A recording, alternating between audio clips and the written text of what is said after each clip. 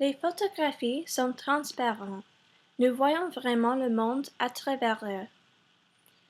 Lorsqu'elles possèdent une trace évidente d'un moment couché sur un papier et au dos de l'épreuve, le lecteur sent être mis en présence de ce qui figure dans les images.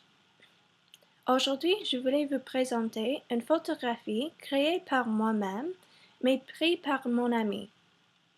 Je me dirigea et mon ami, en qualité de mannequin, on nous posa devant et arrière de l'objectif, et grâce à une utilisation judicieuse des accessoires comme le miroir et même l'appareil de photo et de l'éclairage, une image fictive s'est créée à contenu narratif.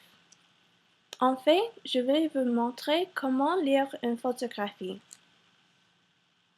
Alors, avant d'entrer en analyse de cette photographie, il est essentiel de vous comprendre le fait que cette photographie se présente comme écriture avec la lumière. Par la découverte de la sensibilité à la lumière des éléments, l'appareil de photo est permis de capter et d'imprimer directement les rayons lumineux émis par l'objet éclairé. Cela crée une photographie transparente qui est définie en tant une représentation lisible au premier coup d'œil. En bref, la photographie se présente comme un mot que tout le monde comprend et peut interpréter par leur subjectivité. Afin de fournir du sens au lecteur et souligner le point focal, j'ai utilisé des éléments de mise en scène, de cadre, d'éclairage à 3 points et de costume. François Solage dirait que je suis en train de construire une photographie qui est à la fois le réel, la réalité reconnaissable, et le totalement irréel. Il est juste un morceau de papier, une série de points binaires créés sur un écran d'ordinateur. Et donc, cette photographie présente le ça a été joué de François par la mise en scène, l'artifice parmi ces éléments.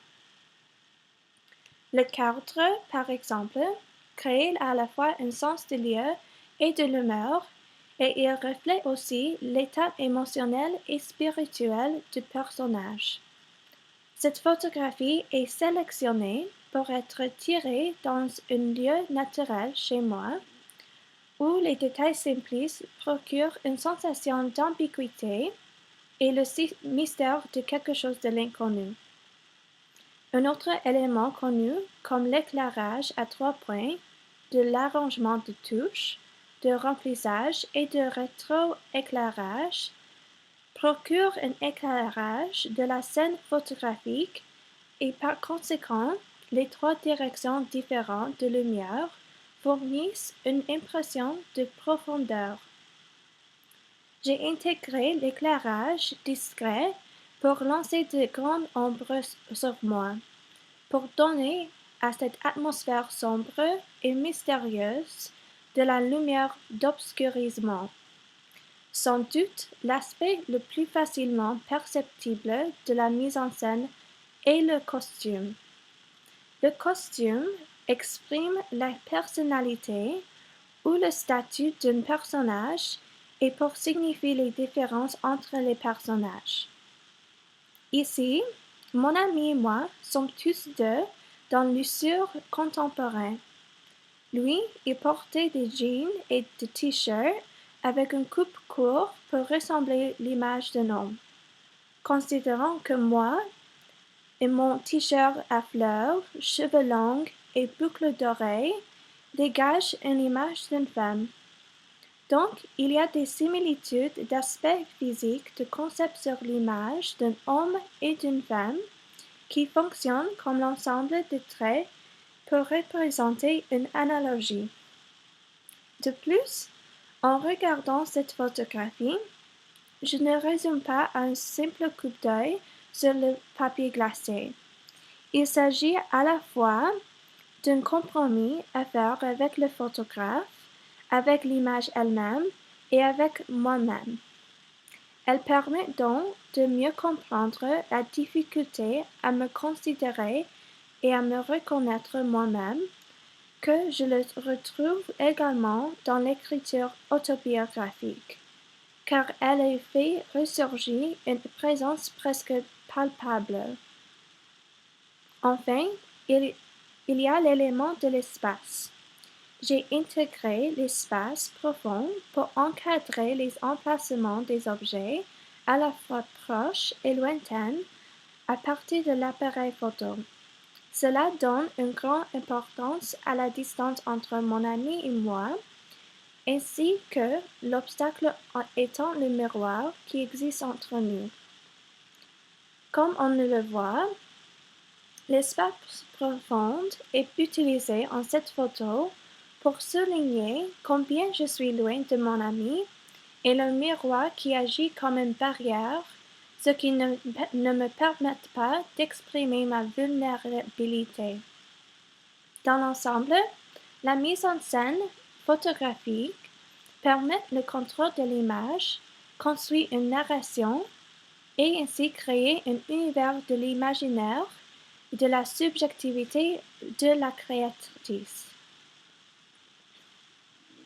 Parmi cet autoportrait de mon ami, en utilisant le miroir pour capturer sa propre image de soi, il y a ce que le médecin américain Oliver Wendell Holmes renvoyait au daguerréotype comme un miroir avec une mémoire. Qu'est-ce qui se passe lorsque le photographe allume l'appareil photo sur lui-même? C'est qu'un acte d'introspection et une interrogation subjective. Nous voyons aussi qu'il y a un acte de vanité par lequel mon ami revendique une image de soi et un statut particulier. Au moment que mon ami se sent observé par les lentilles de l'appareil de photo, tout change. Il se constitue dans le processus de pose et fait un autre corps pour lui-même instantanément. Il se transforme à l'avance dans une image. Il pense que la photographie crée son corps et il mortifie. Et donc, la photographie est l'avènement de lui-même comme un autre, une dissociation ruse de la conscience de l'identité. À ajouter, selon Cirlot, il dit que le miroir est un symbole de l'imagination, ou la conscience de sa capacité à refléter la réalité formelle de le monde visible. Métaphoriquement, ce miroir de la photographie possède les propriétés d'une porte. Un thème du miroir comme portail et fait l'écho, et car il est confronté au lecteur d'entrer dans cette image, tout en couvrant la femme floue, moi, comme je suis vue à la dissolution devant les yeux des lecteurs, puisque je suis illisible et inaccessible, et donc je suis demandé si je suis encore réel. Pour soutenir que ce que mon ami intentionnellement portait la caméra sur un espace inoccupé, gommant ainsi toute la composition de mon visage. Il vient d'être quelque chose de fascinant à propos de la découverte de moi dans la photographie, car je suis gardée dans l'imaginaire. La question pour moi est toujours comment puis-je vous faire prendre conscience de votre propre activité de recherche, au lieu de perdre votre attention à des pensées sur ce que c'est que vous regardez. Roland Barthes affirme que la photographie n'est jamais qu'une antienne de regard, voir, ici il est. Il ne peut pas échapper à cette langue diétique pure. Pourtant ici, ma pratique tente de faire exactement cela. Je frustre l'attente de ce qu'une photographie montre généralement au lecteur, car j'apprécie la confusion, ce qui intensifie l'activité de recherche. Sur un note négatif, Compte tenu de l'acte d'objectivation autobiographique à la lumière de la critique féministe, il n'est pas surprenant de constater qu'une soupçon de violence émerge dans cette situation photographique. Suzanne Sontag, dans son essai classique en photographie, indique le danger de l'objectivation photographique sans embâche. Elle dit: pour photographier les gens et de les violer, en les voyant comme ils ne se voient, en ayant connaissance d'eux qu'ils ne peuvent jamais avoir, ils transforment les gens en objets qui peuvent être possédés symboliquement. Même l'idiome « prendre une photo » commence à dire quelque chose de la relation parasitaire entre le photographe et la personne dans le cadre photographique. Les photographes sont dits de prendre une image d'une personne précisément parce que nous soupçonnons naturellement à un certain niveau que les images de nous appartiennent à nous. Dans la photographie, il existe une agression implicite dans l'usage de l'appareil photo. L'appareil photo est utilisé comme une arme par mon ami qui lui fait être le sujet actif de l'apparence, là où je suis en tant qu'une femme, l'objet passif. Si le lecteur prend les perspectives de John Berger, il peut faire valoir que la présence de mon ami avec son arme est liée à ce qu'il peut faire et la puissance et la capacité de capturer, en d'autres termes, à contrôler par la force en ayant possédé la femme, moi. D'autre part, ma présence dans cette photo est toujours liée à moi-même, où je ne représente pas le potentiel mais seulement moi-même, et ce que peut ou ne peut pas être fait à moi, jamais par moi. En conséquence, je suis une femme toujours consciente de soi, toujours consciente de ma propre présence dans chaque action j'effectue. J'imagine constamment et j'enquête moi-même et par cela, mon identité est partagée entre celle de l'expert et celui d'un étant interrogé. Ce que John Berger aurait commenté sur cette photo, c'est que tout simplement, les hommes agissent et les femmes apparaissent.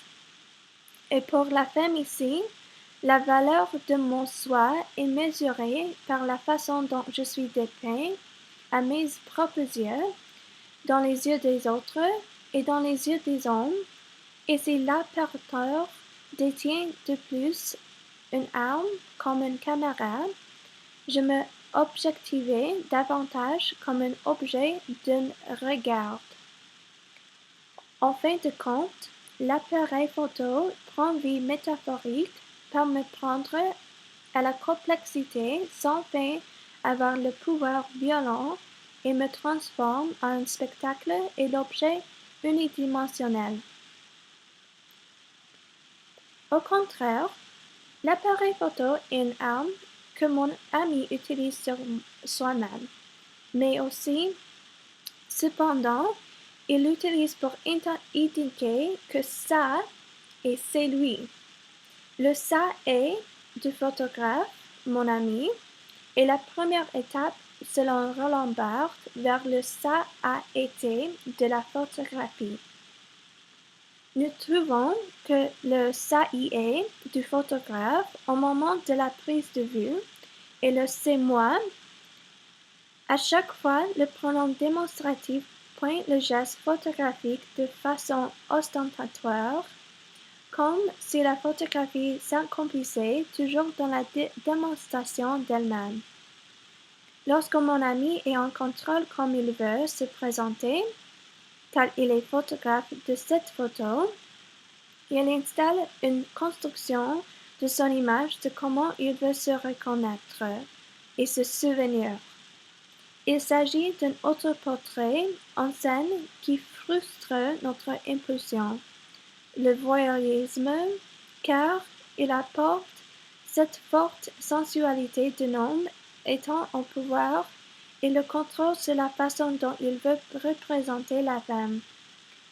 Pour mon ami, cette photo est certes un journal visuel, une ligne de temps spécifique de sa vie où il identifie sa domination masculine tout en exploitant mon identité comme étant vulnérable et timide. Il est donc bien évident que la photographie interroge l'autobiographie car elle est ouvertement nostalgique et qu'il y a une trace de passé où le photographe témoigne d'un vécu personnel. Pour conclure, cette photographie s'apparente philosophiquement à une entreprise d'écriture de moi. Cette image photographique fonctionne comme une petite fabrique littéraire dans la mesure où elle comble le vide de la mémoire et stimule l'imagination par l'interprétation subjective par cette création d'un univers imaginaire du photographe. Et par conséquent, les lecteurs ont accès de soulever les questions de représentation de l'autre comme le regard, le choix de porter avec le miroir et l'artifice de la prise de vue. En tout, cette photographie est un lieu de travail, un espace structuré et structurant dans lequel le lecteur se déploie et est déployé par ce que les codes qu'il connaissait afin de donner un sens. Merci pour votre attention.